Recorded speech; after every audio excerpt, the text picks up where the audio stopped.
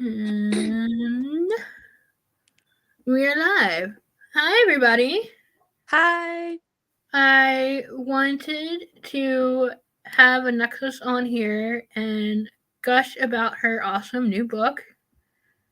And I'll let her introduce herself and introduce her book, and then we'll get into the questions.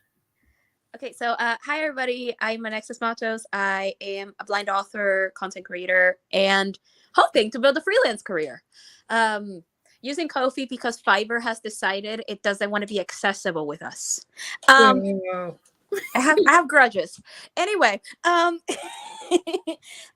have been writing since I was probably between the ages of 10 and 12, starting with like Dragon Ball fan fiction that thankfully will never see the light of day. They're all gone.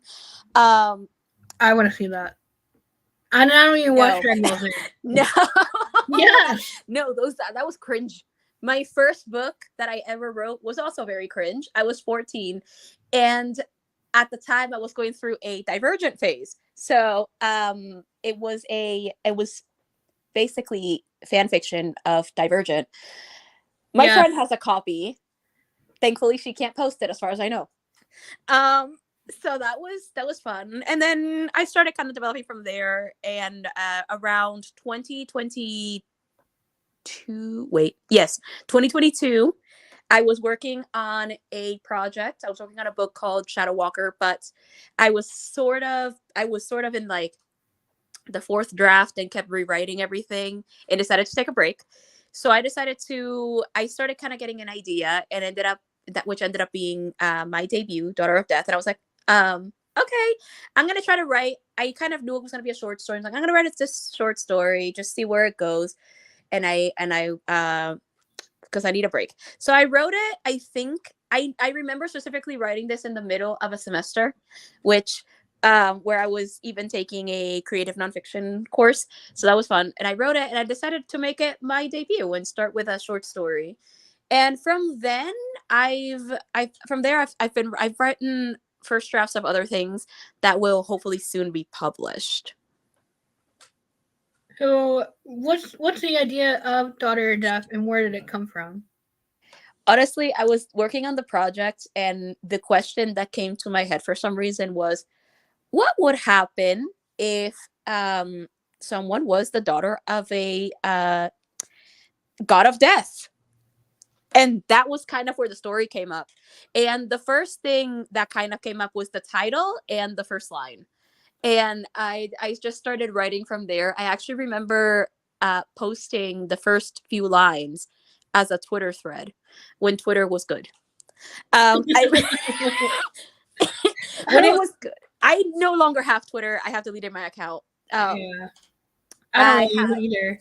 have You switched know, it. it's not Twitter anymore. It's X. It's also they also fired their accessibility crew. So like the No. owner, yeah. So I'm like, no, I'm not interested in your social media platform anymore. Now I have Mastodon and Threads. I have Instagram, but I barely like use it. So to post. So See, I but feel I'll like I'm different. I feel like when I get a story idea, I have like a scene in my head, and then I try to build a story off from that, and it starts out really well, and then I get to the middle of the story, and then I get stuck. So do you outline or do No. you Okay, so the question, because I did try outlining before, and it doesn't work for me. I'm very much a discovery writer, and Yeah. then so I write from wherever it starts, and I discover everything from there. Sometimes I get some snapshot scenes, and I don't know if they're going to be there or not, but I am a discovery writer, so I write everything and kind of discover as things go. I don't usually have an end goal. I kind of just find it out as I go. So I wonder if you get stuck, is it maybe something that happened in somewhere in the story, or um, the other way to do it is to try outlining and see if it helps you. Yeah. Um, I feel like I'm gonna try and do an outline, even though it's not usually something I do. Hey, For it doesn't have to be super detailed. It can be like the loosest yeah, thing ever. Like I have dabbled in loose outline, which is really fun, and I outlined a story in 7 points, and that's it. now, do you feel like? because I know people that like edit as they go and edit at the end, and that's what I do. I kind of edit at the end because if I edit as I go, I'll like be consumed by trying to edit it and make it perfect, and not with actually writing it. Mm-hmm. So I edit at the end. I write my first draft and I take away weeks to months away from it. And then I come back. Sometimes I edit stuff in my first draft if I need to add a scene because I'm about to write something and I'm like, oh wait, I didn't add that scene that could potentially meet. So sometimes I'll go back and add something. Sometimes I will edit here and there and be like, okay, this scene either doesn't work anymore or something like that. But most of the time, I will just continue writing until I reach the ending. And sometimes it's not really like the ending I want or the most satisfying. So sometimes it ends up changing in the second or third draft. So sometimes I don't even consider the ending of the first draft the complete ending all the time because it might change.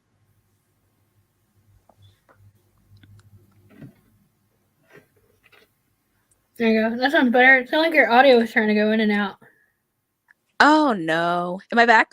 Yes. Okay.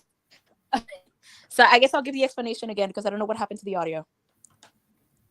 I'm on my phone, so I don't know if that's doing something. It seems fine now. It just seemed like for a couple seconds it was like you had like it wasn't coming in through clear. Okay, so did most of the explanation go in or no? Yes. Oh, okay. So I think then we should be good potentially. Question mark. Question mark indeed. Oh, here's a good question. What were some of the challenges you faced while writing the book? So for me, I think it kind of stemmed from that I originally didn't want to write a short story. So I read short stories here and there. I like them, but I've always, I think for the longest time, thought of short stories as maybe too small for Mm-hmm. the things I wanted to explore. And the dream was always to write a novel since I was like, 14 ish. It was always to write a novel. And that Divergent fan fiction definitely worked because it was like 50 chapters. I would read it. I liked Divergent. I know some people didn't like it. No, I love it. I was at listen during that time. I was a Divergent girly through and through. I read all the books. I read the prequel stuff. I read the behind the scenes book that they created for the movie adaptation. I read the world of Divergent that is like I think supposed to be before Allegiant. I read everything. Wow. And then you hear things I didn't even know existed. Wow. And I read everything. So it didn't have here's the thing, when I wrote it, I really thought it was an original story. It didn't have like the names, but it had like aspects of Divergent that I think would be recognized. Maybe too many. So the dream was always to write a novel, even as a debut. The original dream was also to get it like traditionally published. I didn't know about self-publishing until later, but eventually I wanted to do that. But then I think as I started writing the short story, I sort of realized that like I was wrong about short stories and that they could do sometimes a lot more than a novel, especially because they're in such a condensed state. They're more compressed to a certain word count, and it is challenging to write in that kind of compressed word count. But it is something I tend to thrive in sometimes and I really like. So I know that I can write novellas and novels because I'm currently editing a novella, a romance novella. But I also know that it's that when writing a short story, it kind of worked out for me because it was a condensed story. It was not super big. It didn't have so many plot lines. And I think that was what was helpful because if I was to have made it a novel, I probably would have had to add at least one more plot line. Yeah, I think that same thing kind of applies for flash fiction, which is even shorter than a short Oh, I love story. flash fiction. And that I feel like I was in the same boat. Until I forced myself to write it, I didn't think I could because I am an overwriter. And I'm like, there's no way I'm gonna get a story in like under 1,000 words or like under like um Yeah, it's no more than 1,000 words. I am an underwriter, so that worked out for me well. I actually have a flash fiction piece that I'm gonna try to share in the channel eventually. Ooh. Can you tell us more about it? Actually, I have two. It's I'm working on. So here's the thing to know: I never work on one project at a time. Right. I get bored. I don't think anybody does. You'd be surprised, but for some reason, like when there are people who work on one book at a time, and I know that. If you get stuck on one thing, go to the other thing and work on that. Exactly. That's what I do. That's how my mind works. Right. See, someone gets it. But I don't work on one thing at a time. Right now, I'm working on several first drafts. I'm working on the one thing that will turn into a novel. It's like a Cinderella reimagining. I'm posting chapters of it on my blog, which has been really fun. I'm working on editing the romance novella. Also, I need to get back to editing the second story in the Child of Death series. I'm working on another romance for the same series that the novella is in, and I'm working on a dark romance because I wanted to see if I could do it. And I'm working on a poetry collection, and I'm working on 2 short story collections, and one of them has 2 flash fiction pieces. I was hoping to make both of them like flash fiction collections, but some of the stories are a little bit longer than flash fiction length. So I'm calling it you can always combine a short story and flash pieces, and the flash fiction pieces and like that too. Yeah, I could do that. Everything kind of started off in flash fiction. So the pieces I might be sharing in the channel are for a collection called A Whole New World, and it's about a young woman who discovers a portal in her best friend's closet when she went to a party, and ends up going through it. And she goes to this world, and she's like, I would like to go, and she gets that back. She's like, I would like to do that. And at some point she's able to create her own portal. And the collection is following her adventures going through different worlds. I have 3 stories, 2 of which are edited, 1 of which I need to edit. And then I believe it or not, that's the one I struggle the most to write in. Because it's cozy stuff and it's kind of cute slice of life. And I struggle to write on it, though I love it. But see what I mean with voiceover at 100? Anyway. I didn't understand any of that. It was giving me blah, blah, blah, blah, blah. It was a YouTube notification. Oh, okay. But like so that one's fun. But I also have another one called that I'm still working on because the first story was like it was supposed to be a flash fiction piece, but then it grew. And now it's close to 3,000 words instead. But you realize if you publish a poetry collection that you would have to review poetry through Ko-fi. Because I saw that and it was like short stories, novels that are audible, but not poetry. And I'm like, what? Why? Wait, what? On your Ko-fi page where you have the commissions, where you accept things to review, you said you don't take poetry. Oh, I don't take it for review. No, because I don't feel comfortable reviewing a poetry collection. But yeah, I have to do the review one again because I actually unpublished that one, I think. No, I do have. It's still on there. Oh, that's weird. It doesn't show it for me. I think I put it on. It's on draft. Oh, okay. Well, I saw it when I looked the other day. So. Oh well, that worked out. But no, I don't take poetry as a collections to review, but I do have one where to write, like ghostwrite poetry. Oh, that's cool. So I do have that.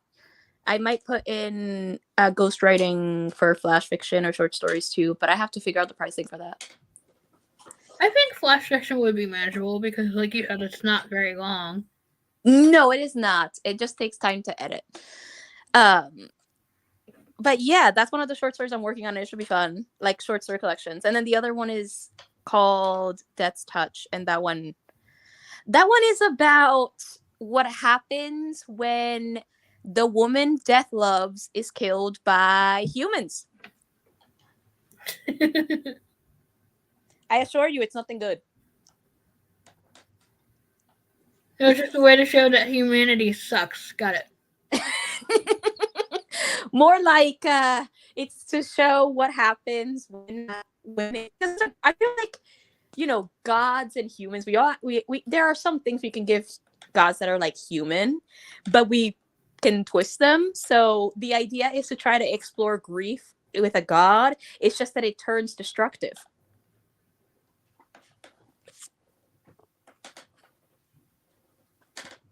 I'm just trying to look at my questions because we are covering just all sorts of good stuff.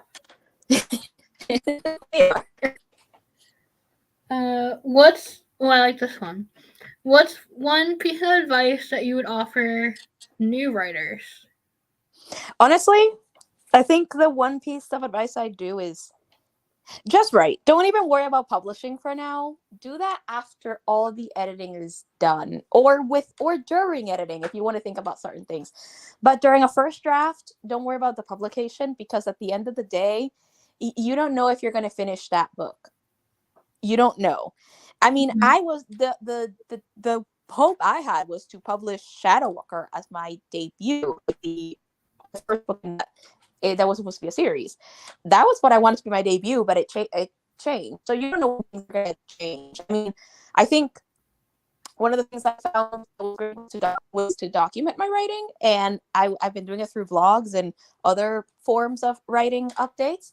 But that was fun for me because I've seen how when I can see how everything has how everything kind of shifted from me working on this book to working on the short story to working on other things at a time. So my thought is just write, and while you write, definitely explore what process would work for you, because at the end of the day, it's a good idea to get a handle on your process before you start writing what you're hoping to publish. That way, you don't it makes it easier for you to then actually complete it.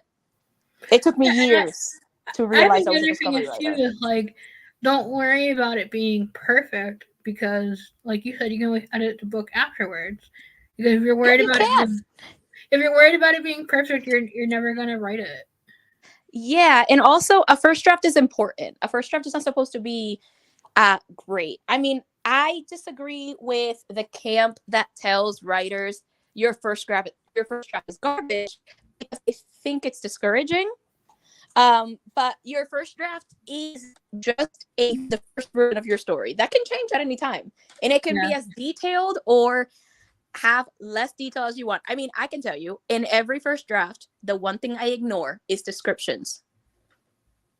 I can't do it on a first draft. I ignore every possible instance that has description. I don't do it till editing unless I have a description in mind. And other things I ignore if there are scenes that are missing, because most of the time there are scenes that are missing when I edit. So I'm like, if I don't have a scene, I just get it and I'll write it. And sometimes it comes to me within the first draft where I can just go back and be like, okay, I need a thing here, and I write it. And sometimes it comes to editing. It's all part of the fun. And one of the notes that I've gotten from my editor from trying to edit, like, my because I'm re-editing my first book, is that I am over descriptive. So, like, I'll try to focus too many details on, like, something that's not important. Okay, so you're re-editing your first book. Interesting. Yes. Are you planning to publish it wide, or did you publish? I think you published wide the first time. No, I published it through Amazon and Barnes and Noble. Yeah. Oh, okay. So I published using it was Smashwords at the time. Now it's been acquired by Draft to Digital, so Draft to Digital will be the best place. And what they do is they publish it to a bunch of different places, including the library. Like you can including like Libby and Overdrive and all that stuff. So they have access to that. So it basically take a cut of your earnings, but I mean, you so does still Amazon. Everywhere does. everywhere does. But like, yeah, while they take a cut of that, they still distribute it for you, which makes life a little easier for me at least. Though I am thinking of exploring Kindle Unlimited with a dark romance and see how it goes, because I already have my shop for like the book. I sell the books on my own shop, and then also the retailers, and I'm wondering, may as well leverage Kindle Unlimited where I can too and see what happens. Yeah, I mean, you don't know what will happen until you try.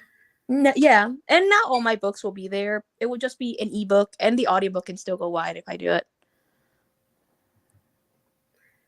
What does your family think of you publishing your book? Did you tell them? Oh, they know, but it's kind of, I kind of just mentioned it offhand. They didn't know it was publishing.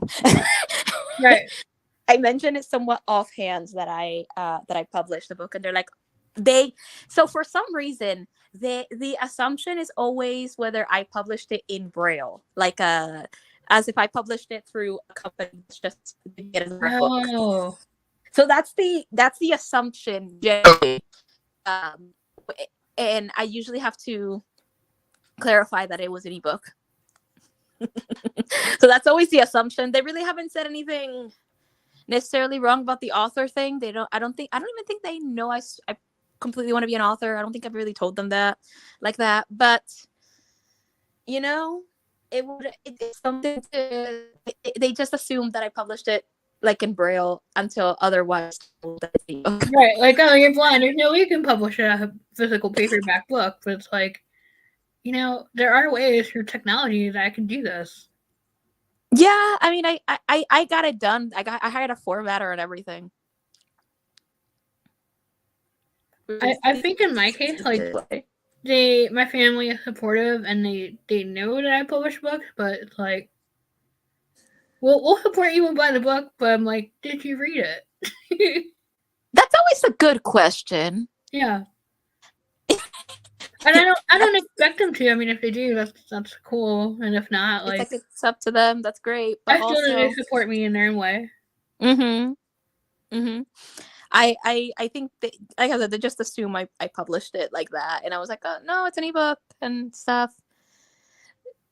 I don't know. I know that they've known I've wanted to write for a long time. That I know. Because I was working on stuff when I was 14. And I told them I'm writing a book. That's it. Have you always been blind? Yeah, I was diagnosed with retinoblastoma at like 5 months. So I don't yeah, I've basically been I've been blind pretty much for the last 24 years. Yeah, I feel like in my case, I was born with retinal pigmentosa, but like I said, like it's a slow, progressive decline. Right. So with only like the last year, I've noticed it's gotten harder and harder to read print. And looks like you'll eventually be transitioning fully to screen reader. yeah, and that's that's why I'm slowly like trying to get used to it now. And it's funny because like people at work, because I work with a lot of older people than me, and they're like, like, I need help with this and this on my phone, and I'm like, well, I can help you. And they're like, no, you can't help me. You don't use voiceover. And I'm like, I do. I just don't use it all the time. If you never see me use it, doesn't mean I don't know how to use it. It's always fun. I think you and I are the opposite in the way that when something happens with my mom's phone, my mom has like an iPhone, I think 10 or so. So she always gives it to me to fix. She knows that voiceover is a thing I can use to fix her phone. Right. That's usually how it works. Yeah. See, my mom has an iPad, and she'll just be like, here, do this for me. And I'm like, How? You didn't turn anything on yet, Jesus. So I just turn on her voiceover through with Siri, and it Yeah. usually works fine. Though Siri hasn't been the best lately with in the updates. So Boo. yeah, Siri's terrible. She's gotten worse. Um, when you were writing the book, was there any kind of research that you did, or you just dove right into it?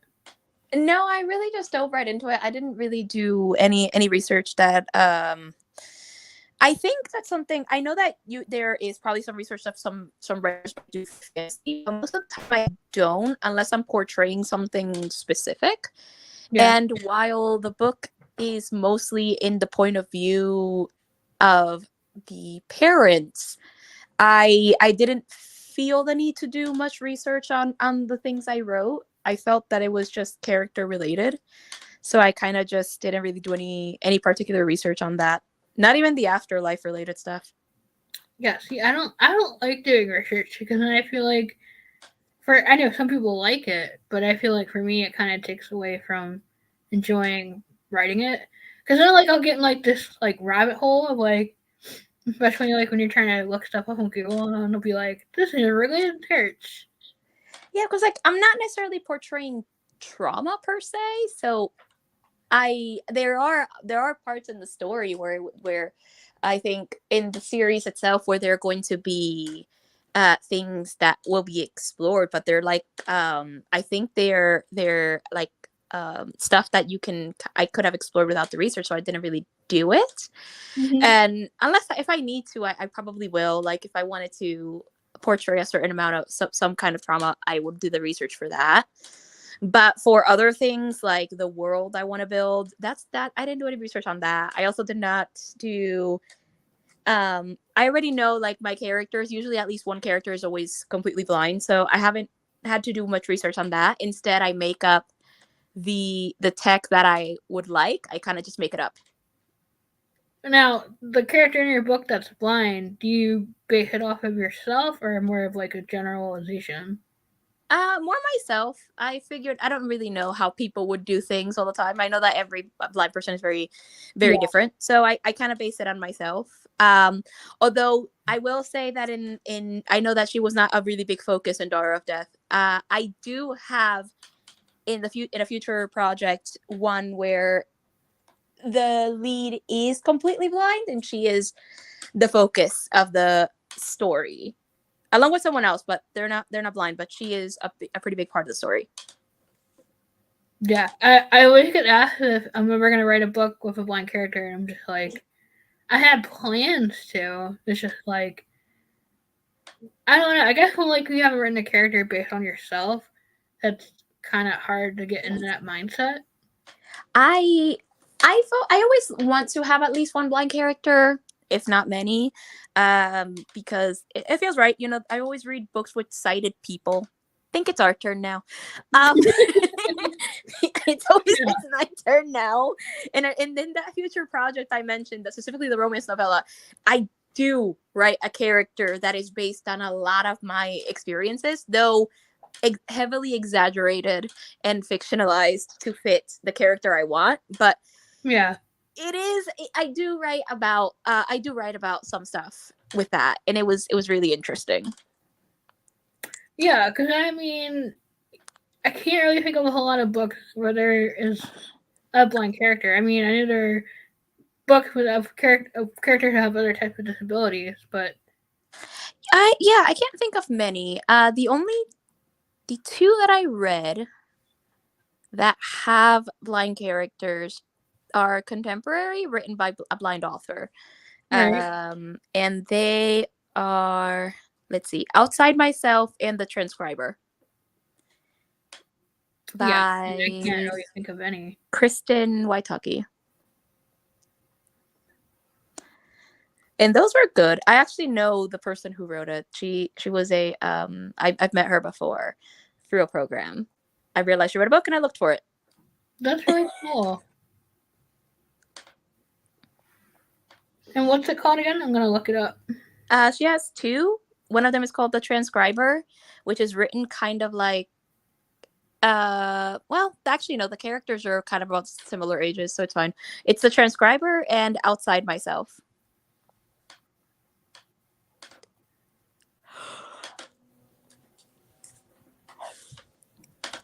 Okay, I mean, no, because I'll forget. I have a terrible memory.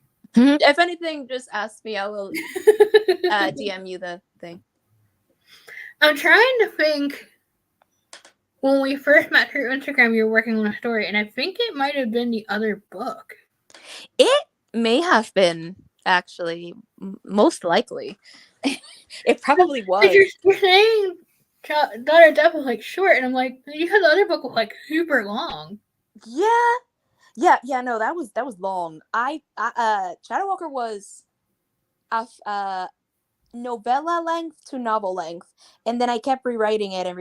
And the thing is, I've been trying to write this book since like 2019, and it was kind of, and it's taken too many iterations, yet the story still haunts me, so obviously it wants to be written. You keep rewriting it, and then you're not happy with it, but you're like you like the idea and you want to write it, but you can't. Yeah, it obviously wants to be written. It still haunts me. Yeah. And that's why I asked you about like doing outlining or discovery writing, because I am finding myself stuck with that same dilemma. So I think that my issue was that I kept adding too many plot lines, and that was the problem. So I need to condense the story to fit to one plot line. And Nicole has told me that my issue with the story is that I'm trying to make it fit a genre I've never written before, and I don't even read. So maybe that's the other issue. What genre are you trying to write? It's trying to be mostly fantasy mixed with sci-fi, and I don't really like sci-fi. So that might be a problem.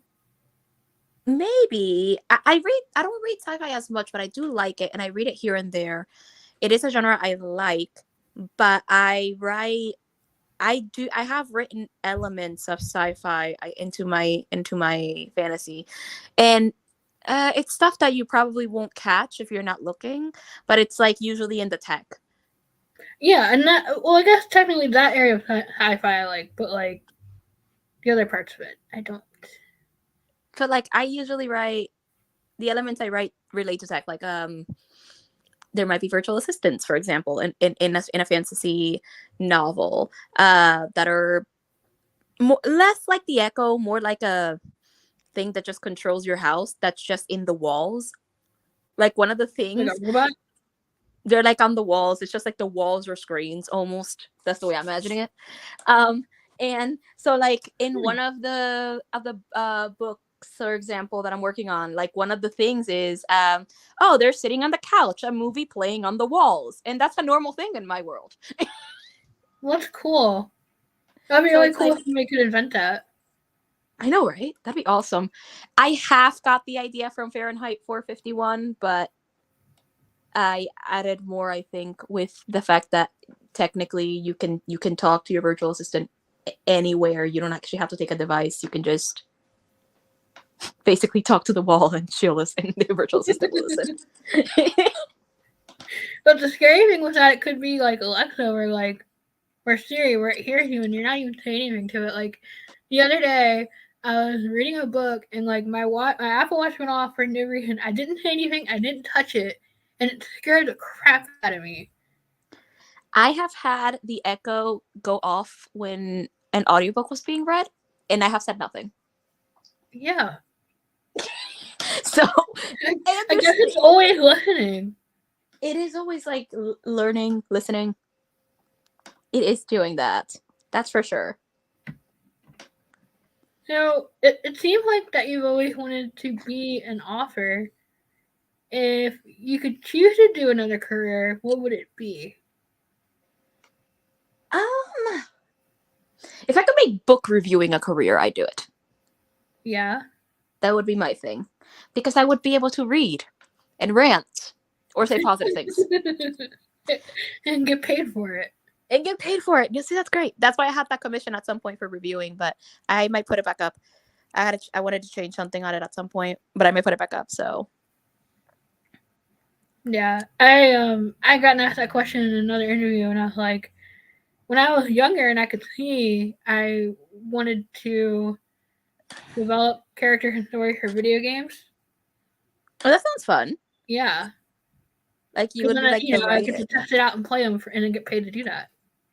Oh, that'd be fun. Yeah. I also would like something like accessibility testing would be a fun career too, where you're just testing it for people. Yeah, you get to test all the technology. See, I would have fun with that. But the goal would be not to break it. Yes, and I think I can do it potentially. But then again, if people just paid me to read books, I would definitely be good. I told my mother the other day, if only I was paid to go to college, I would never leave. Right? I like school, so you're paying to be there, so yeah, they're not paying me, which sucks. But I was like, if they pay me to go to school, I would never leave. Like I would be. My mom's like, yeah, you'd have quite the salary by now. I mean, you're basically admitting to being a book nerd, but that's fine. We all are. Yeah, I mean, if people said, okay, we'll pay you this amount for reading this book and giving us thought, I'm like, all right, I'll earn that. But I think the good thing is like, in some of the reviews I've seen you do, it's not just like this book was terrible X, Y, and Z. Like you actually go in a detailed review of the book. Because like my friend was saying, like she got like a 1-star review on her book, and there's like no explanation, and then that one review like tanked all her other reviews because it's like all of the reviews are dumped together in like an average. Yeah, they are. So it's like, I mean, I don't usually review books on Goodreads. I just give ratings, no explanation. But at least on my channel, I try to explain. I also like, I know that I also talk a lot, so I can't keep my reviews that short. So like, my longest review, I think, to date is 1 hour and 32 minutes, I think. Oh my god. How long was the book? The book? 8 to 10 hours in audio. So not very long. No, it's pretty short compared to the things I read. I start thinking things are long when they reach 30 hours or 24 to 30 hours. Yeah. That's when things are longer. But even then, I'm fine with it. Although I think that I have longer reviews to do though too. Like I've done positive reviews that are like I did like a listen, I've reviewed everything Sarah J. Maas, and Kingdom of Ash. I'm pretty sure the record for that was at least 1 hour and 10 minutes, but it was all positive fangirling. So, that's an offer that like I feel a lot of people like, and I want to like her, and then every time I read a book, I lose interest. I don't think it's for everybody. I got into her, I think around 2018, 2019, and then I just have been enjoying like the books that she's written, and I finished Throne of Glass when I was sick. It was great. It's great. I keep telling myself that I'm not gonna read every popular book that's on TikTok, and yet I find myself doing it. Oh, I just read it all the time because I either see good reviews, polarizing reviews, or extremely bad reviews, and I'm like, well, I want to know. Yeah, so I read it. I mean, every review is subjective, so just because they didn't like it, you might like it. Yeah, and sometimes they review a book, and it's like, this is this, and I'm like, huh, you're saying everything I might like. And you're like, wait, how is this a bad thing? It's a thing I like. You're saying everything I'll probably like. So I download it. And it's like, I have there is a booktuber I follow, right? And I'm like, okay, interesting. And I know that there are books that she's reviewed that she hasn't liked, but that I have liked. Or at least have given it a higher rating than she did. But also, one of her things that she does is I will find a reviewer that gave one of my favorite books 1 star, and follow them, because what they read next that they give 1 star will probably be my next favorite book. Oh, I like that. I know, me too. I am totally stealing that idea and doing it. That's awesome. Yeah, because it's like they didn't like your favorite book, which means that your tastes are different. So the things that they 1 star, you probably, there's a high chance that you'll like. Right. Like what is on Book Talk? What there was at the time was Light Lark was huge. Now I 1 starred it, but there were things I liked about it. Yeah. But And again, like if you're gonna give a book a low review or a bad review, like there should be an explanation. It shouldn't just be like 1 star and then that's it. I think it depends. I think some people want to review it, some people just don't. Some people are just like, this is how I feel about it. That's it. For me, the reason with Light Lark was like there were too many things, but also there were so many things wrong, and it all just went to 1 star. But there were things I liked about it. It read like Winx Club and other Saturday morning cartoons, and I like Winx Club. So I liked the idea and the way in some parts of it. Why are you trying to convince me to read it? I love Winx Club. Me too. I love it. It was great. I've enjoyed it when I watch it. So it reads kind of like that in the way that it feels, but there were other things that I just couldn't ignore. But I would read Light Lark to turn off my brain because it's engaging, but it also allows me to turn off my brain at the same time. Mm-hmm. And I'm wondering if that's maybe why I'm falling asleep listening to the book. Because I wouldn't say it's insomnia, but I definitely have a hard time falling asleep because my brain won't shut up. And I think listening to the book helps. It can, yeah, because it's like it turns it off for a little bit. I mean, I will say I have found a lot of the books on Book Talk. I have found that I like the ones I've read most of the time. Fourth Wing, I liked. I have to read Iron Flame soon.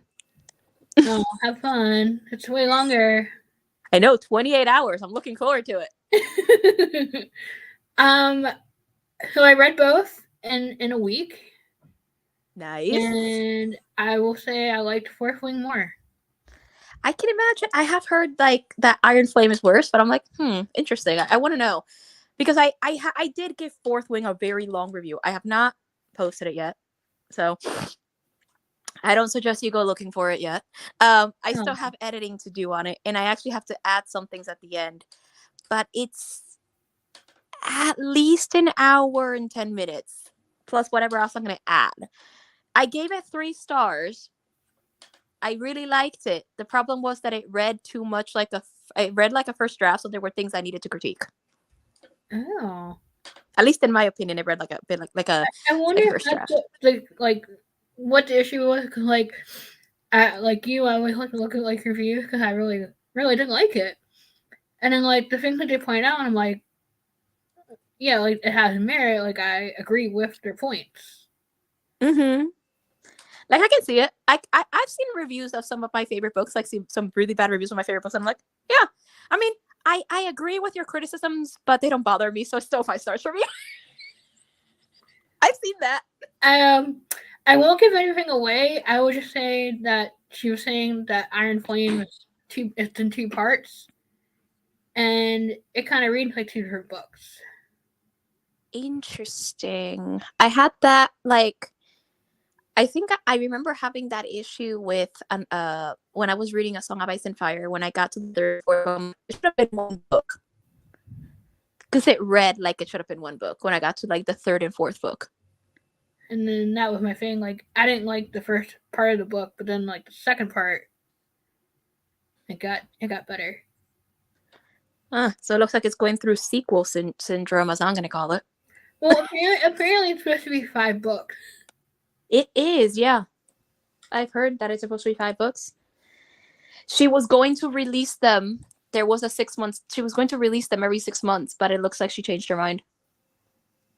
Well, that's good. I mean, as good as much as I like the books and as good as they are, I think more time might have helped her. Yeah. There were some things there in the world building and and all that fun stuff. I mean, I read another book that was very similar. Well, not similar, but like it had a similar problem, whereas it was also like a first draft. But like what I said in the review for that book is like, this reads like a first draft, and so does Fourth Wing, except that I was willing to spend money on Fourth Wing. I don't want to spend money on this book or the sequel. I'm gonna read the sequel, but I'm not. I've listened to Fourth Wing again, and like, I don't know if I would read Iron Flame again. I only really liked the ending. It's a cliffhanger, probably. So yeah, I mean, if it was a cliffhanger, I'm curious, so I'll probably be reading it. but then it might be like another year before the other book comes out. So it's like, yeah, I reread every book in a series for preparation. That's my thing. It's like, if I'm gonna add a cliffhanger to the book I'm writing, like, definitely need to know where it's gonna go in the next book, because then I feel bad. Because as a reader, it's like when you read a book that's a cliffhanger, you know it's a series. You're like, and I know that's the whole point. Like, you want the next book because you want to know what happens. Yes, actually, I think there might be a book that I will maybe want to do as a series and leave it on a cliffhanger. I think I finally found the version of Shadow Walker that I want to write, but I have to try and see if it works. I'm telling you, that story still haunts me. It obviously wants to be written.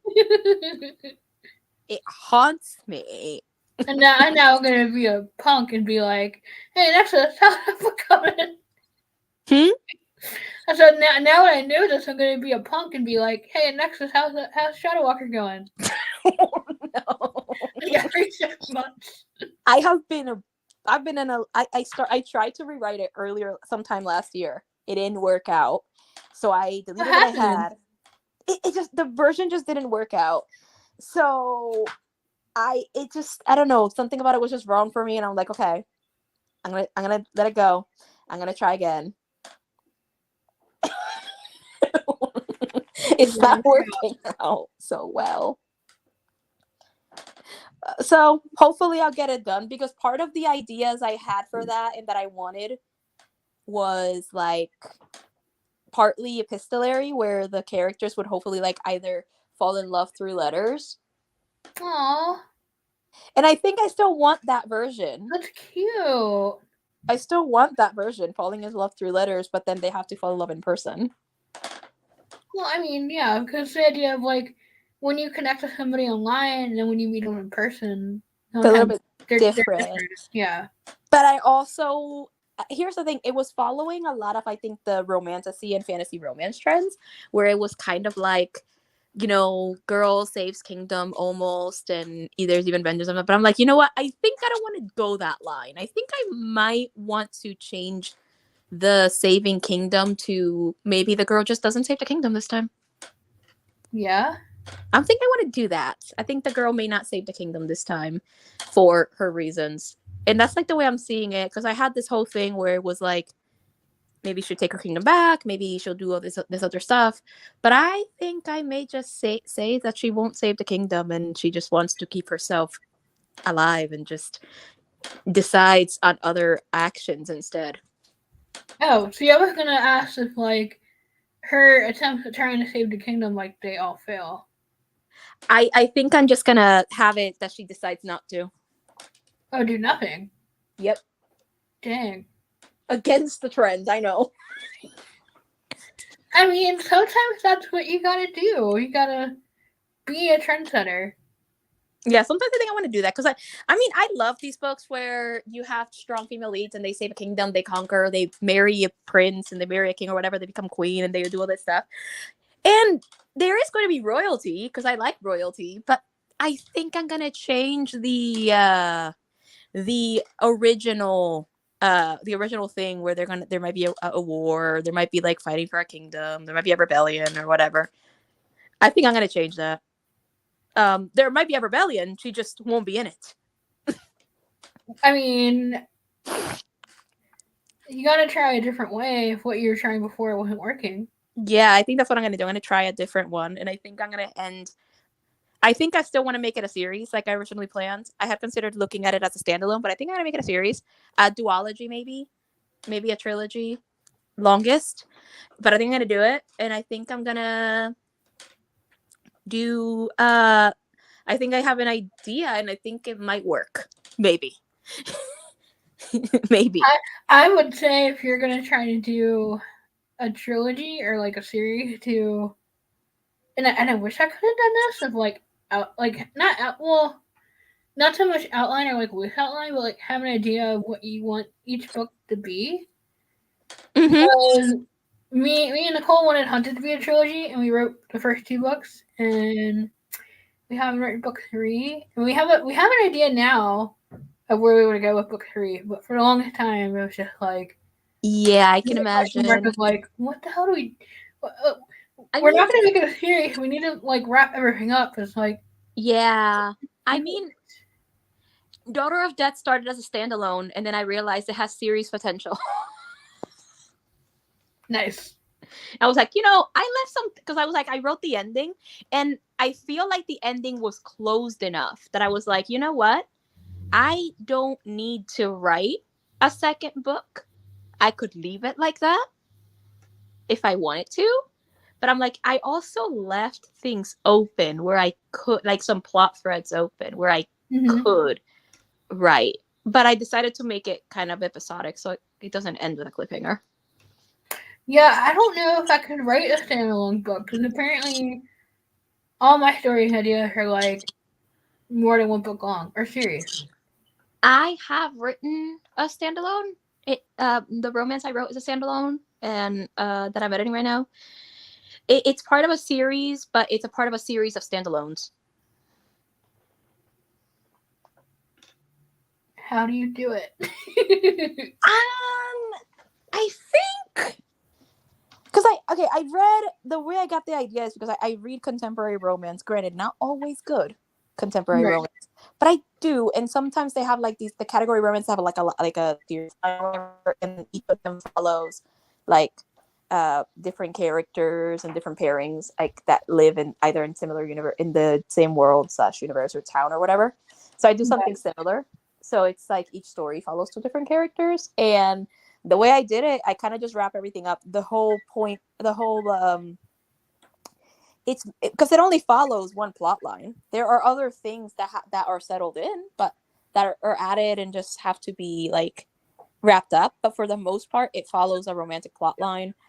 And I added some other things that were specifically for me. I didn't even add it for the reader. I added a bunch of slice of life chapters, and I'm like, I didn't add this for you. I added it because I wanted it at that point. I'm the writer, and I'm gonna do what makes me happy. You deal with it. And if you like it, I love it. But I wrote it because I wanted slice of life in my stories. So I did it. It's already That's why I don't get how people like write to trends, like hoping that if like they publish it, that it'll be popular. Because like I don't know how that works. you're I kind of like I know it's possible. to write a specific book, knowing it will be popular, but it's like, is that really the story you want to write? I mean, it's possible to do it. Some people might even want to do that the trend thing. It's not something I personally love, but I also know that writers have to make money. I mean, unless you're just doing it just to put your book out there. Yeah, like I know that I also know that there are passionate writers out there who probably just write to market as well because they either A enjoy it and or B, even if they have other stories, they do have to make money, and unfortunately you don't make much money in art these days.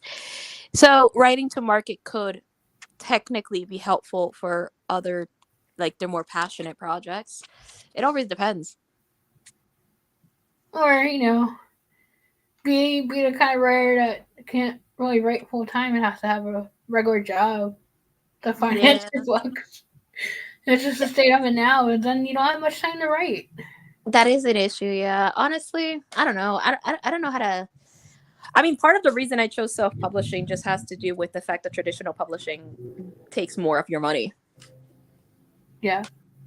And takes all your control. So you really don't get anything in my. Yeah, that was going to be my point. That when you self publish, you have more control of the cover and how you want to market the book. and everything that comes with it, pretty much. Yeah. You fit the bill, but you get more. So I like I like the I like the control I get out of it, but I also know that traditional publishing can pay for stuff that you maybe are unable to.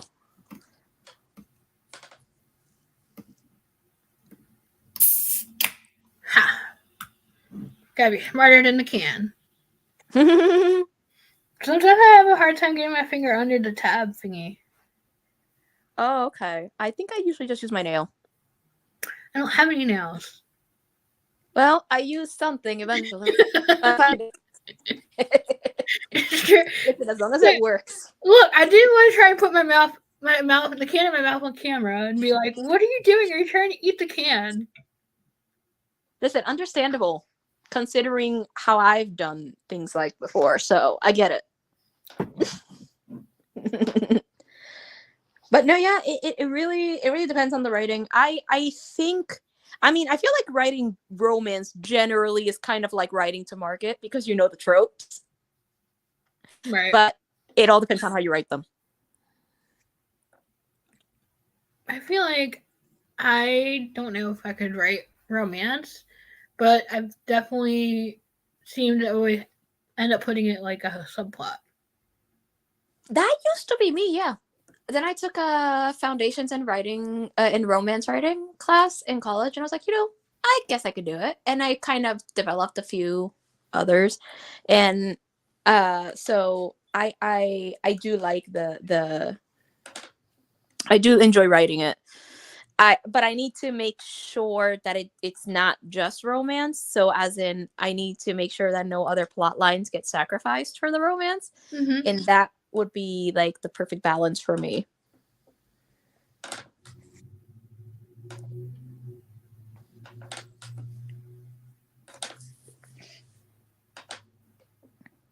That, and I need to make sure I don't do the things I don't like. Like, I don't like third act breakups that much. They're annoying. And I don't enjoy miscommunication that much. Usually it's a really cheap way to manipulate your reader, and in some most of the time, in my opinion, it's not done well. So I it's like the entire story could be solved by one conversation. Oh, okay. Yeah. It's like, I don't like this trope to use it that much. I can see why people hate it. I don't hate it, but I can see why people are like, I hate this trope. My thing is that I'm willing to read anything, but I don't like being misled. Like, you think if you're gonna read like a fantasy romance book, and then you get into it, and it's just like all sci-fi. It's like, this isn't what I was promised. I feel disappointed.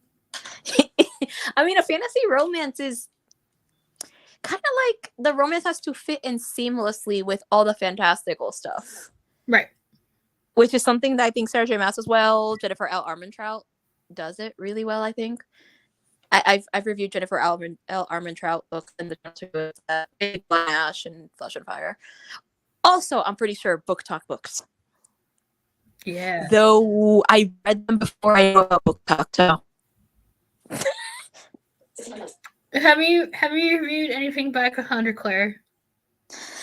Yes, I read it. Okay, so I was looking at her Shadowhunter universe, and I read the first trilogy, the Moral Instruments? Yeah, I think that's what it's called. Yes. Clockwork Angel, Clockwork Prince, Clockwork Princess. Oh, there was a book that come before. Yeah. So that's that one. Those are the ones I read. I didn't find them to be that. I don't know. That the series was kind of somewhat boring. I didn't really like the main character that much. Yeah, I feel like that can be off-putting if you don't like the characters. Oh, most books are. If I don't care about your plot that much as I care about the characters. Right. So like for me, it's kind of like, well, I need to get the character. I need to have the characters. Like I need to have them interested. I need to have an interest in the characters. Otherwise, the plot isn't something. So, do you feel like when you're writing that you develop the characters first and then have an idea of the plot? The plot always comes later. It's always secondary. When I write, sometimes I have an idea of what the character is. Sometimes they also come along with the plot. But most of the time, yeah. Sometimes I really don't have sometimes I just have like the little, like when I wrote Daughter of Death, like I said, it was like, what would happen what would it be like to be the daughter of a god of death? That was all I had. I had nothing else when I started writing.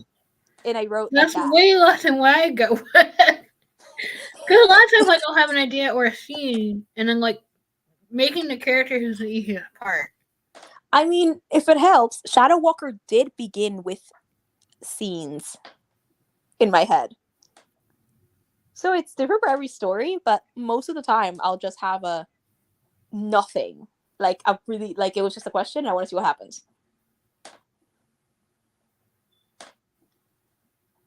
I'm going to try that, because I have so many ideas, and I think a lot of times, like, I get in my own head, and I'm kind of like my own obstacle, my way of writing it.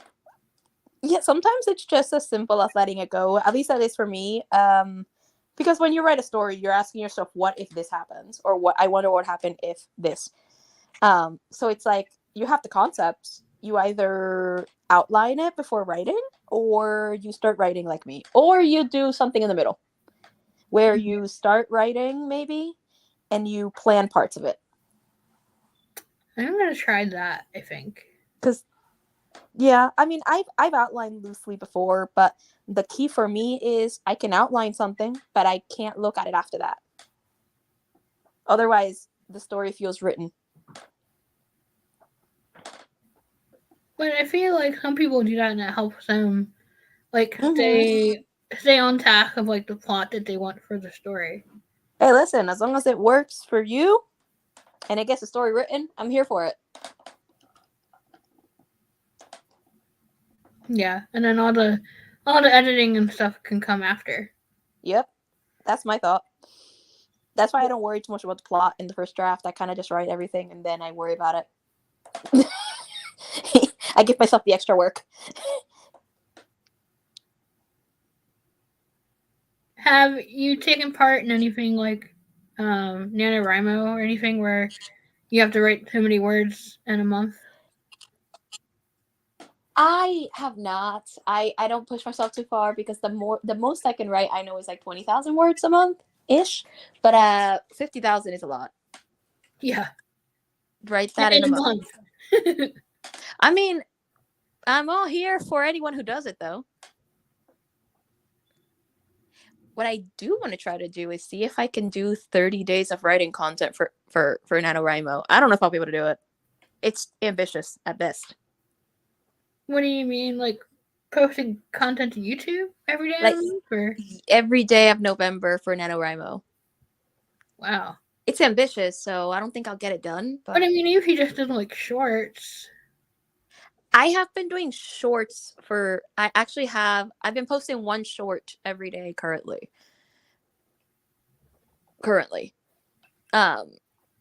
Because book review, because it's easier to do with book reviews. Yeah.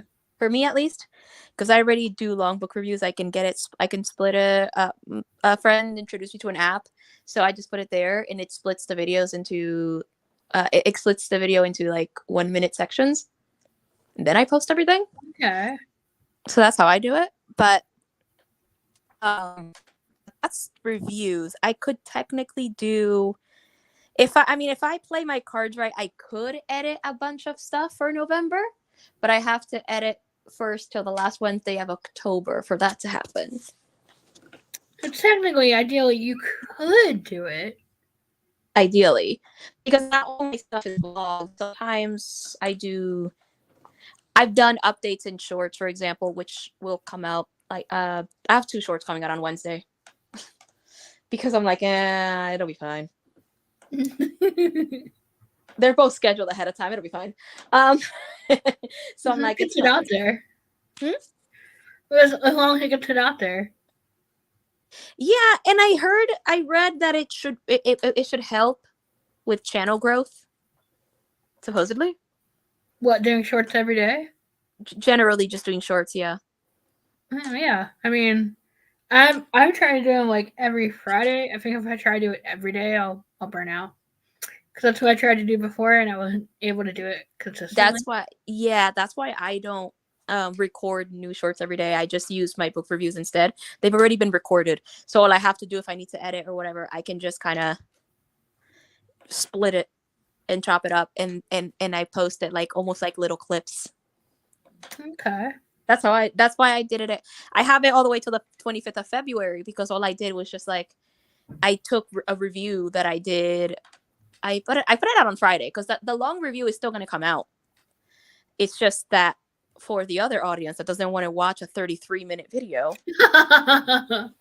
you have parts to come back to. Yeah. So that's how I've done it.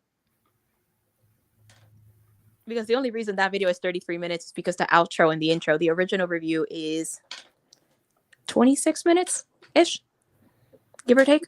I mean, that still may be too long for people. I mean, I've watched stuff that's like an hour long.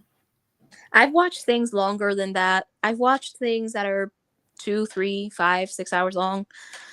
Not always in the same day, mind you. But I do it. Because I'm like, it's fine. For me, it's fine. I watch podcasts. But YouTube doesn't... It's a subset of audience members that like shorter content or longer content. It's a subset of an audience. It's like not everyone is gonna like the longer kind of content. So I still make it, and now I have shorts too to supplement the longer content for those who maybe don't want the that kind of video. Why do I feel like Fourth Wing is going to be many parts? I want it now. It's probably going to be because I have 2 parts to the video, but that's because I had to stop at some point and record the rest.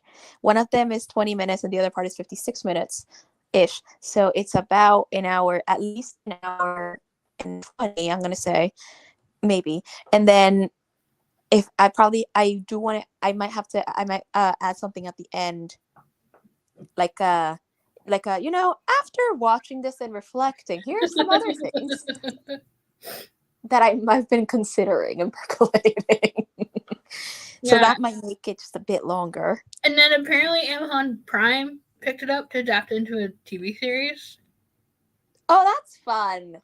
I'll have to wait till it shows up on Audio Vault so I can get it for free. And a lot of people are like, why would she do this? She didn't read all the other books yet. And I'm like, I don't care. That's another form of media. I mean, listen, Fourth Wing is already long enough that you can at least split it into 2 seasons. Right. And Iron Flame is even longer. Again, you can split it into long enough seasons.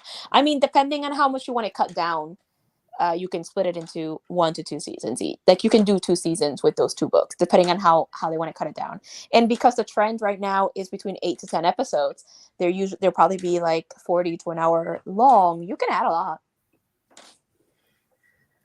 Yeah, and they said that the author was helping write like the scripts for it.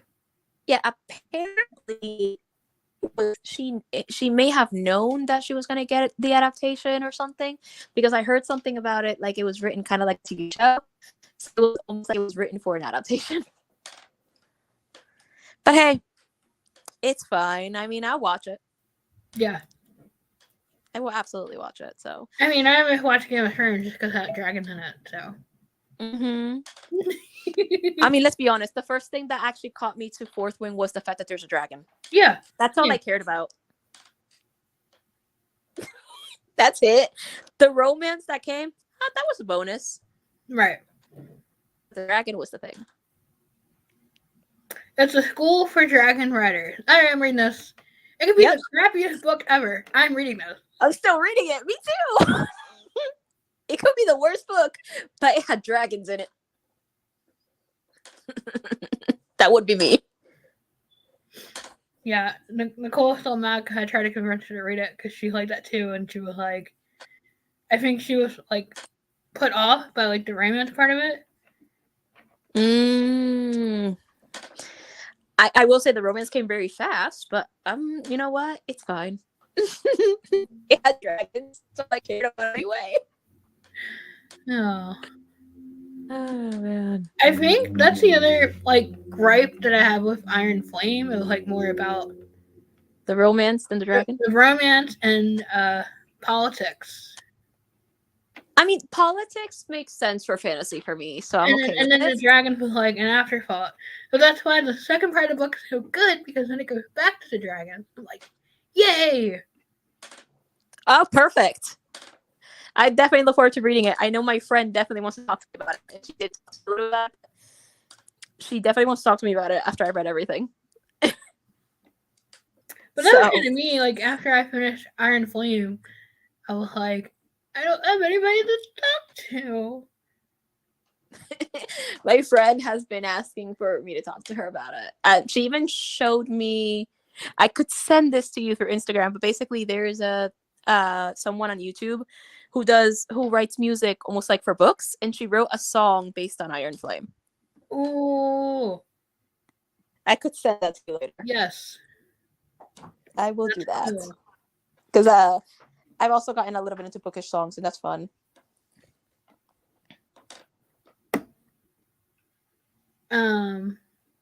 Yeah, there's this girl on Instagram that was like taking a book because apparently the thing with Iron Flame is that the side of the book, like the edges are like sprayed. Oh yeah, I heard about the thing that there was like a lot of there was like the order didn't come out right. Yeah, and a lot of times like it was like I guess they used some kind of spray paint to make it black, and had some people it was like coming off on their hands. But this one girl was like doing it herself because she was taking a stencil. So when you held the book on its side, you can see like outlines of dragons. It's really cool.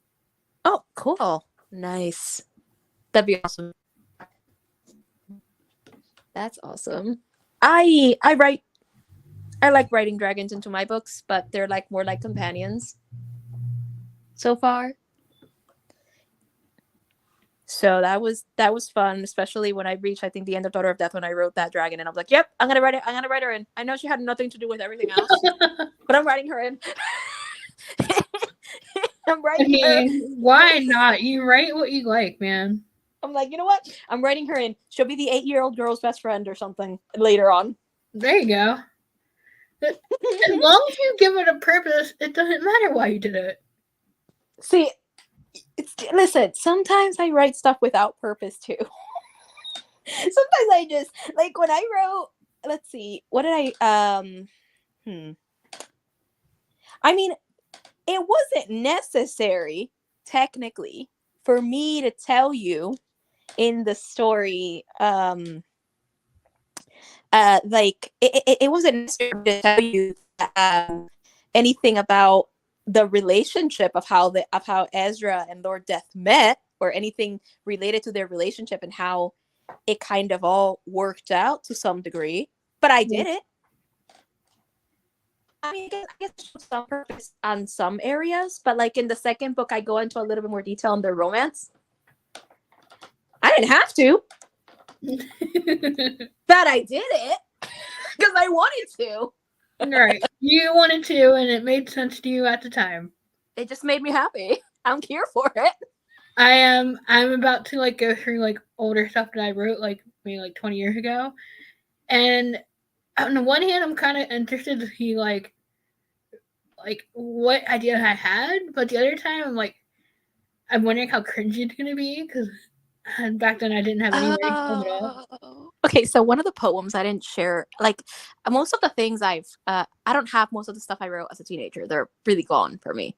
But some of the things I do have are poems that two of which were published in a college literary magazine, and then and then the other two, I read out loud to it as a presentation, so I have the recording of it. And most of the poems I have, I loved them. I was like, oh, they were great. I still like them today, and they still kind of work. One poem, I can hear the cringe in that poem, and I was like, well, that was me at 17, all right. I was cringy, and I was like, I believe it or not, that poem is in that poetry collection I'm working in. Oh, you decided to keep it? Yes. I mean, I'll probably also share it in the channel. edit it and rewrite it. I mean, I kind of like the cringe. I appreciate it for what it is. It was me being cringy, and it had a purpose for it, and I know what I was doing with it, so it fits still the purpose. So I left it alone. I think the only thing I edited was like one. I changed the word, but that's it. But like, I left it alone. Sharing in my blog, I think sometime in February. It's already scheduled, and I'll probably share it in my channels soon, because I decided to just use the other channel for like sharing writing pieces. Hey, you have 2 channels, right? Yeah, so what I did was I had the older one where we kind of first met, and where I used to post and stopped posting in. I deleted my old videos from there, but I have I post now here and there where I just share my poems. So I made it kind of and audio. I have a bigger audience here, so I'm kind of just making it like a YouTube writing showcase, if you will. Oh, okay. So when I have something to share that's writing related, it goes up on the regular channel, and it also goes up on that channel. I mean, I guess that's better than like letting the channel die and then not using it. Yeah, so that was my plan for it. I figured I would like, you know what? I'll share some poems. I'll share anything I have writing. It just won't be as constant posting as in the other one, but it'll have something. It's here sometimes. Yeah. I decided to sit and record the poems. So who knows? Maybe sharing things on the other channel will help you build an audience for when you publish other things. Hopefully, yeah. You know. And it'll probably hopefully do something for that poetry collection too, because I don't know how it's going to do on ebook. Yeah, maybe you'll have better luck than me, because I published my poetry collection March of last year, and I think I had like 3 reviews on it. I don't know. I mean, the one thing I have not been able to do, I wonder if you know how to do this, is add my book to Goodreads. I do. I have not been able to do that. I have tried requesting it from the librarians a couple times. It has not worked out. And I don't blame them. They're volunteers. Amazon doesn't pay. It's not their fault. Right. So I don't blame them. But then there's no way for me to individually add it, at least according to the Google I did. I tried to also do that thing where you can like, I think you can like add it from a web page where you paste the web page where the book is, and if it's a retailer that doesn't require any login, you can see the book and you should be able to add it, but that has not worked. So that's the thing. I have not been able to add it on Goodreads, so I can't. I don't have an author profile on Goodreads right now. Oh, maybe that's why you can't add the book. So my understanding was that you have to add the book first, because I read the thing, and then claim the profile as the author. How I did it was that I created the like author account, and then went to like add the book, and then did what you had to do to like claim the book, like that the author is you. Okay, so because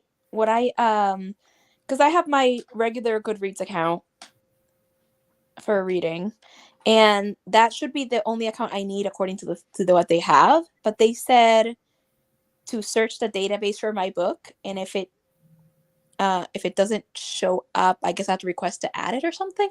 It's really weird how they change things now. Yeah. So I haven't been able to add my books to Goodreads at all. Do you think adding it to Goodreads will help people find your book? I mean, it's possible because I could at least point at link to the Goodreads page for it, and I could at least have like an author profile, and they'll see me, and people who either follow me or something on Goodreads. Though I used to review on Goodreads, now I don't, but I'm considering doing that a little bit more. But like people who follow and will see like the author, maybe they'll take a look. But it's possible. Yeah, I mean, especially if you go back to reviewing on Goodreads, then you can like direct people to like your author profile. So it would hopefully do something, but I haven't been able to add it. So I'm not sure where to add it from there.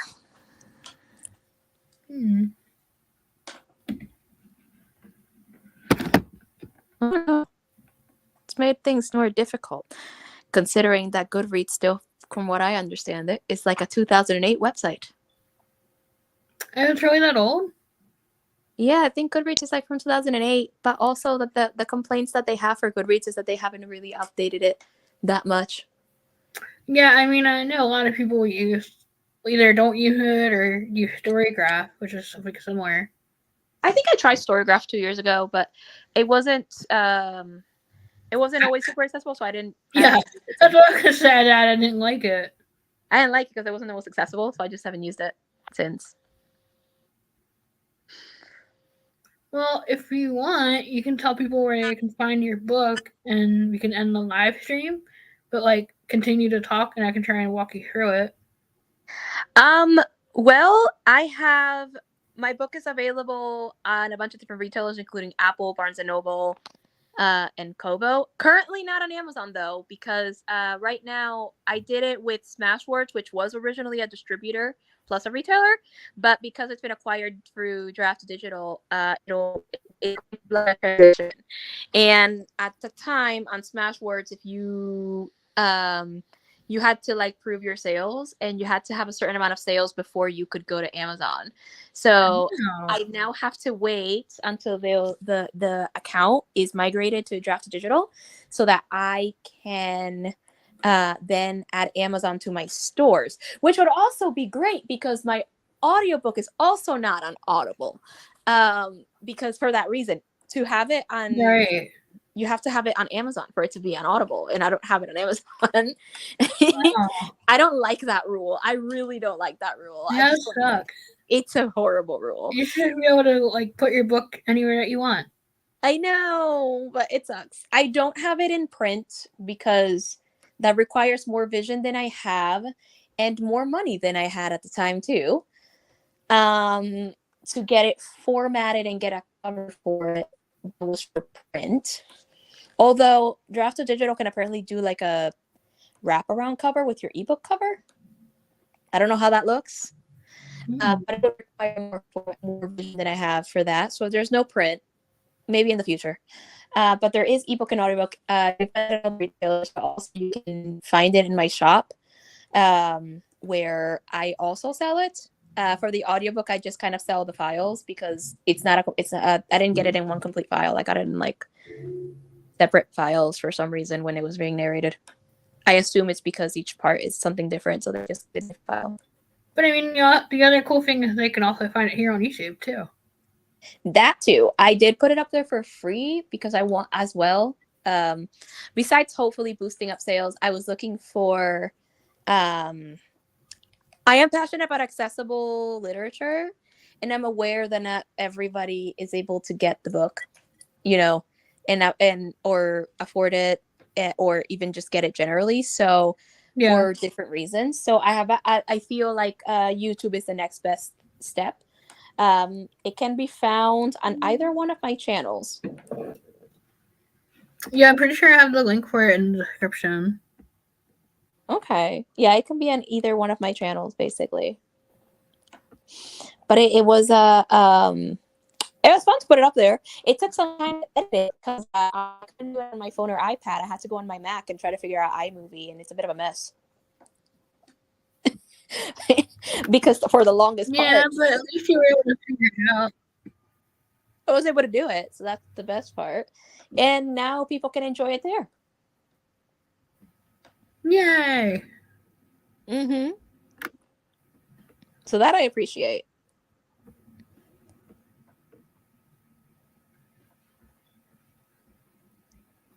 Oh, I was trying to figure something out. Okay.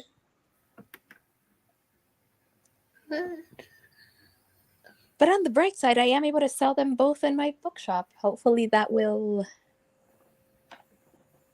be a little easier.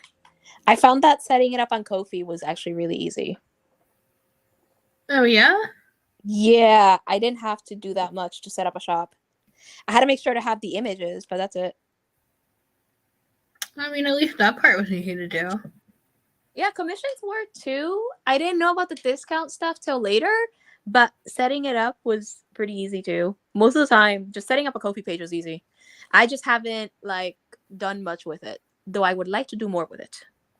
Yeah, that's the same boat I'm in. Like, I keep reminding myself that I need to be more active on there and put things on there, and it doesn't happen.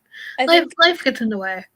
I think it's because I make content either on YouTube or my blog, so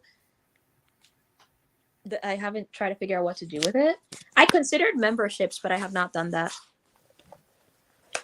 I mean, I guess the other thing you could do is if there's things on your blog that you think would benefit your Ko-fi page, you can put it on there as well. I think I've linked here and there to the blog. I've done I think I've either used it as a I've also used videos where I've just posted videos using that stuff. I've done it here and there, but not as much as I would like to.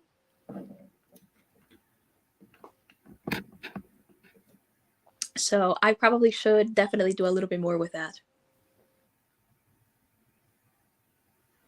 I don't know. I found the blogging platform for Ko-fi not to be as what is that called? As it didn't give me as much as the WordPress one, where I could add headings, or at least I didn't see it. Could be wrong about that one. Yeah, I was gonna say, so Ko-fi is very similar to WordPress, but I don't know how accessible it is. It has the same feature as WordPress. I can do it, but I didn't see a part. I could add the title and I could add the text, but I didn't see a part where it was I can add different kinds of blocks. Where in the WordPress, oh yeah, I don't think Ko-fi has that feature. Yeah, I don't think it does. So right now, my blog, when I write it, I use the Jetpack app for the most part. I write everything first in a Word document and then I start copy pasting. But yeah, the way I do it is I have sections, so I'm able to add headings because I can use there's an add block button and I can just choose what kind of block I'm looking for.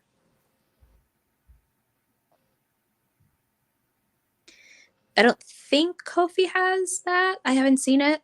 Yeah, I haven't. Now I know what you're talking about. I don't think I've seen it. I also know that Ko-fi doesn't seem to have a for the shop at least. I can't schedule promotions. I can only start them and end them. It's kind of I can start it and I can put an expiration date. But let's say I wanted to do something from March 1st to March 7th. I can't say that I want it to activate on March 1st. Oh, well, that's annoying. I know, right?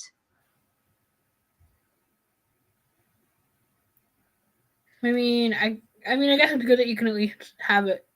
You can at least run it. But yeah, it would be nice to be able to schedule it out ahead of time. It would be great because I would have. I had some I know some times I would want to do sales. I know my birthday. I would do a month sale for my birthday. I had considered a 1-day sale, but I think I'm gonna do the month. For my idea. For my birthday, Black Friday. That's gonna be the only weekend sale, and then for Christmas probably.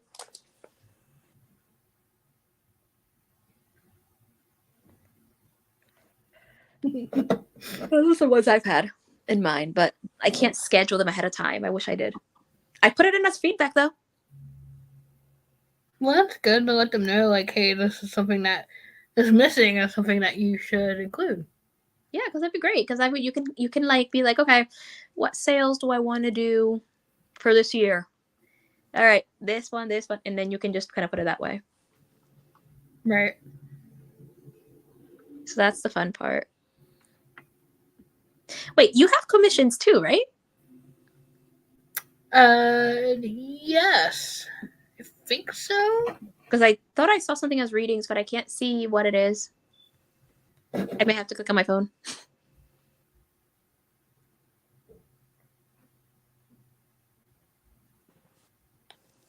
I have to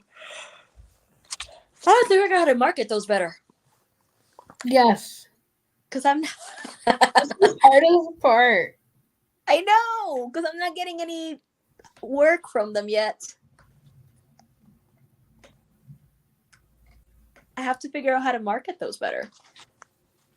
I mean, I guess like doing like shorts on YouTube would be one way. Shorts could work probably.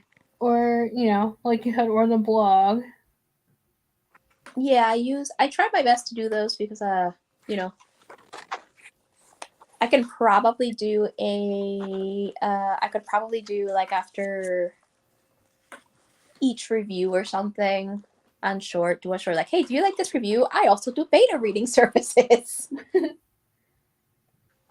Things like that. So, apparently, I forgot all about this. So, I guess I tried to set up to do memberships, but then, it never happened. I saw your membership there. I did see one, yeah. Yeah. I do remember seeing it. Nicole was trying to offer tarot readings. Oh, interesting. I'm trying to do beta reading, audio description critiquing, maybe some poetry writing. Yeah. For other people. I would actually love to do some book reviewing too. I'm gonna have to put that one back up. And check the description to make sure all is there and then go from there. I thought I had commissions on here, but I'm not seeing it. They may have closed then. Maybe, because I see the membership thing and I see the tarot reading thing, but I don't see the commissions. If they did you change it to readings? Because that's what I saw. I saw readings, and I know you can change the wording. Oh, maybe. So it's possible that like the tarot reading stuff would just be the commission right now. Oh, okay. Yeah, that makes sense. I'm gonna have to go back on there and fix it. Yay. Something fun to do. I have to try to market. No. Marketing is so hard. I don't know how to do it. No. I'm literally just learning how to go. Even as an author, I don't know how to do it. I'm hoping like the vlogs of the process are doing something, will do something. But the fact is, I don't know how to do it. Me and Nicole are attending a book convention in May. I was trying to think of what it was. Oh. That's in Maryland. It's called Balticon. So it's a fantasy and sci-fi book convention. Nice. Yeah, first convention I've ever done.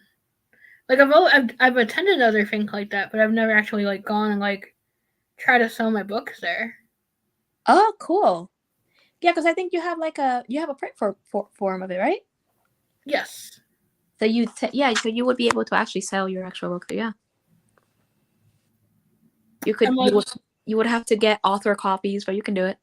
Yeah, and I've done that and given them out to other people, but I'm excited and nervous at the same time about it because I've never done it before. It'll be fun. It should be fun. I mean, I don't have a print copy, but it'll be interesting. I mean, you can always like have something like printed out that has like the book and the cover, or like a QR code to the ebook. Oh, interesting. Yeah, and then they would scan the QR code with their phone. And then that would take them to the ebook. That would be interesting. I suppose like the other option is literally to just get it formatted for a print book, get like the wraparound cover and send it to be printed and hope it works better. And I just hope it works. And just like hit approve and basically say, yep, hope it works. If you have any issues, I did try. And I it's a print on demand thing. That's the other option technically. Right. But that seems like you're letting down. I would be letting down a reader, so because I put a little effort into. No. That's what it sounds like to me. But Look, hey, you finished a book and published a book. I mean, how many people can actually hit it? They finish writing one. Yeah, true. It was and I mean, and the ebook formatting turned out really good from what I get from like it passed all the tests and everything. So it worked out for that, and it wasn't too bad. I think I paid the price is a little bit higher now, but I paid like $17 and some change to format it. So it was fine. Not bad at all. No, that's not too bad. And the cover was like $45. Yeah, I have. There's a girl I met through Facebook that does cover designs, and like she'll have, like deal for to like pay this amount of money, and like, usually it'll be like 12 like ebook and then like print covers for a price, Mm-hmm. and they never expire. So every time she has it, I buy them, and I'm like, now I need to actually write the books for the covers. Oh, interesting. Do you know if she does romance covers? She does anything. Okay. So what happens is that she has a Google form, and you fill out the form of what you want the cover to be, and she makes it. Okay. That would be I fun. mean, she does like pre-made covers, but that's how I've worked with her, and I've loved everything she's done. Okay, because I was thinking for my romance cover to find someone that is more specialized in romance, and I have been looking through Fiverr, but I don't know. I've gotten lost and confused on the. I've had hit or miss with Fiverr. Like I've gotten some good things, and then like some other things like I paid for thinking like they would edit the book, and then it was like they did nothing. The most I've gotten from Fiverr is the formatter. That's where I got my formatter. So but it seems like it worked out for you, which is good. Yeah, I mean, I would go back to her. She's good. So I got my formatter there, but that's it. But book covers, I got a little confused by the things they're going to send and all that fun stuff. So I just so far, the cover designer I'm using was someone introduced to me, and it's worked out well. But it's worked out well, but I don't know if for romance is gonna be the same. I was like, I hear a butt coming. That's the thing. I was like, I don't know if for romance is gonna be the same. Like it's worked out well. I will definitely get more designs from her. She actually designed because I was gonna try to publish a flash fiction piece on its own, but then when I did it, the stores were not because it was so short. Yeah. Not gonna. They wanted to be a certain amount of pages. No, they weren't accepting it. So so that's how I decided to write the short story collection for A Whole New World. And she designed the cover, and I already have it. So I will definitely take more designs from her. I'm just not sure if for the romance genre, if she can design for the romance genre. I don't know. If it'll look like all the romance covers. If you already have an idea in mind what you want it to be, then I'm sure she could work something out. I mean, it's kind of like a Sleeping Beauty reimagining, so I think I can make something with that. There we go. Make it fairy tale-ish like. Just without the palace or the castle.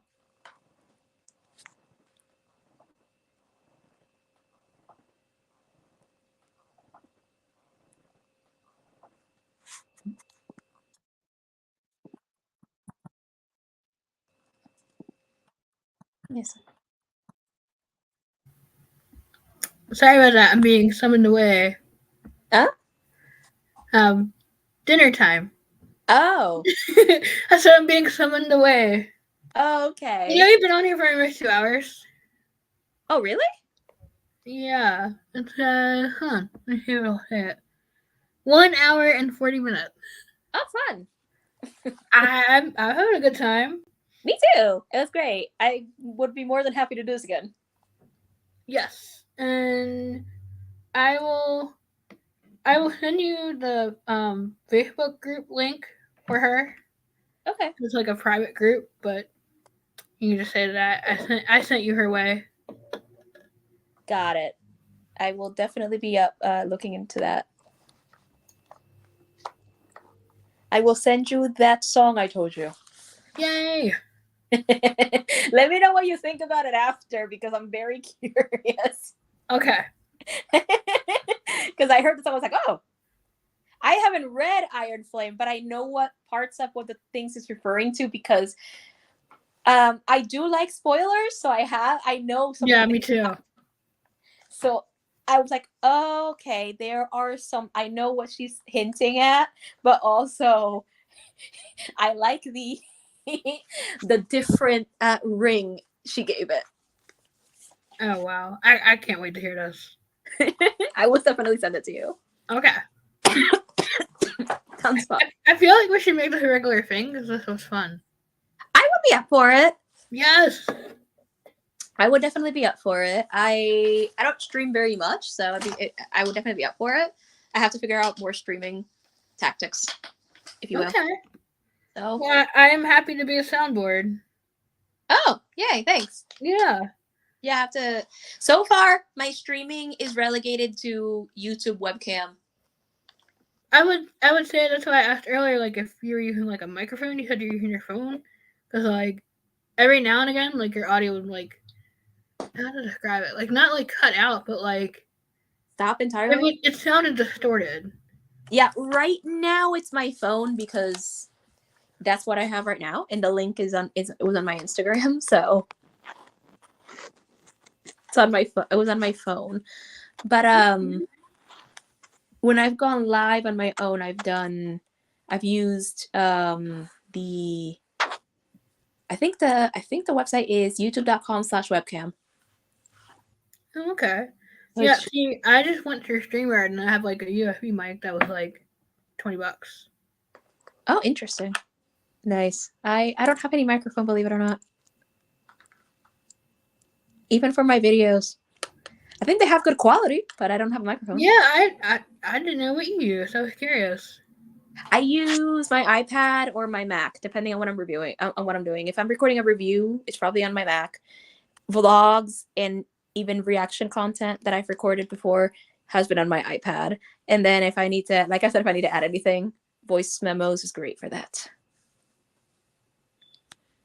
Okay, well, I'm going to hop off here before they yell at me. Well, I hope you have a lovely night. Thanks for the interview. You too. Well, thanks for the interview. And definitely love to do this again. Yes, I look forward to it. Thanks. Bye. Bye.